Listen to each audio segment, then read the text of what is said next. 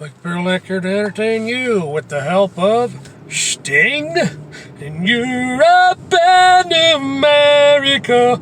There's a growing feeling of hysteria, conditioned to respond to all the threats of the rhetorical speeches of the Soviet. I'm getting over being sick. I think that's pretty good. You'll have to excuse the stain on my shirt. It was kind of a rough morning for me. I spilled my protein drink all over me. But yeah, the second part of the day I started feeling better. I think it's because of this Pepsi Zero shit. I looked up one of the key ingredients. Fen something or other. It's the same freaking ingredient in cold and sinus medication. Soda. Jeez. Anyways, I was listening to Sting and the very best of Sting and the Police, which I had on CD when I was a kid, but when I was poor and desperate, I sold it. But I reacquired it on cassette. Yeah, the song Russians, rather. I hope the Russians love their children too.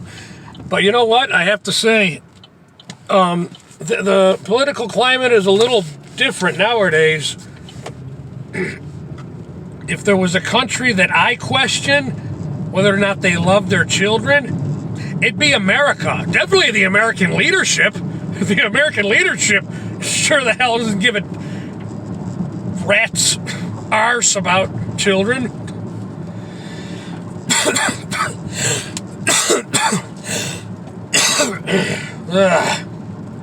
Anyways, yeah, if they're not killing children before they're even born, they're encouraging sexual confusion so they can mutilate their genitals to enrich a corrupt medical profession. Yeah, this is the country I would suspect of not loving children. From what I see, kids are nothing more than pawns in America. While political powers that be sugarcoat it all by hiding behind words like progressive.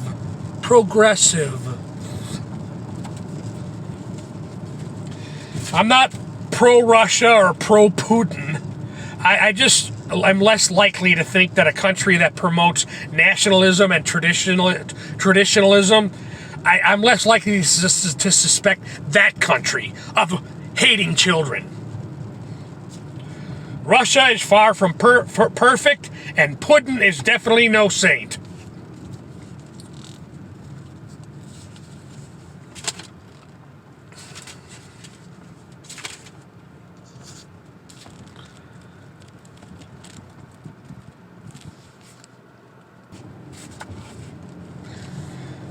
Yeah, when and the part of the song where Sting sings, Mr. Khrushchev says we will bury you. I don't subscribe to this point of view. Such an ignorant thing to do. If the Russians love their children too. Yeah, if America loves its children, that's my question.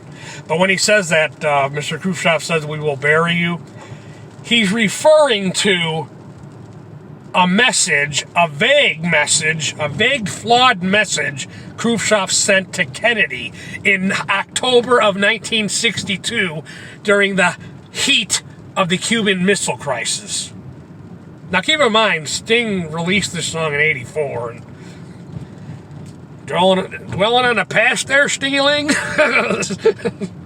Anywho, but that's what he's referring to when he says that in the song. But that was like a big thing, and that's why you always hear people talk about, oh yeah, the Cuban, you don't know how close we came to nuclear war. You don't know how close we came. Now you know what they're talking about because of a flawed, vague communication system between the leaders of the world. And voila, that's why we got that red telephone now in the Oval Office, so that the president has direct communication with all the world leaders. Duh. When I learned that, I was amazed actually that we didn't already have that in place. It's like it's a miracle humanity still exists. Call it God's grace for humanity at work, I guess. But that's what he's referring to. And that's why we got the red telephone now in the Oval Office. In the White House. But yeah, it's things are different now. If ever there was a country that exists in today's world that I would question their love for children, it'd be America. The way children are nothing but pawns. Pawns to the political system, pawns to the medical profession, and because not all people are meant to be parents, they could even be pawns to their parents. I know I was nothing, as a child, I was nothing more than a pawn in my male feminist father's life. I mean, not anymore. That's only because he's old now. He doesn't want everybody to disown him. But you know, the boy still seems to get by.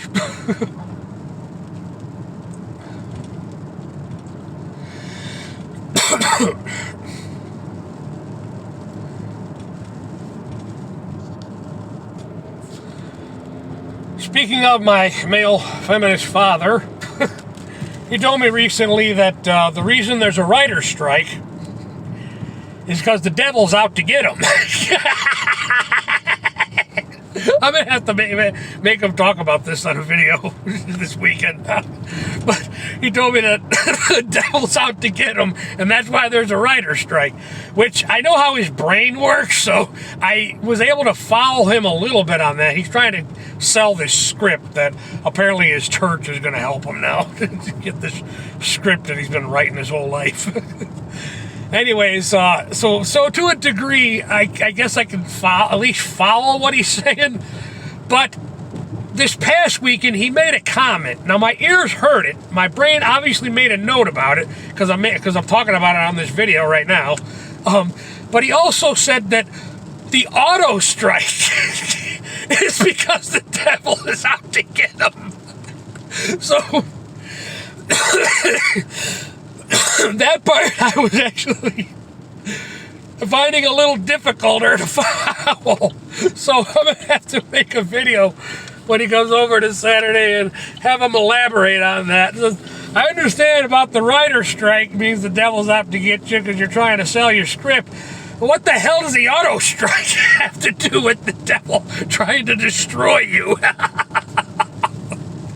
But it doesn't matter what happens in the world. He always correlates it to himself. Oh, God.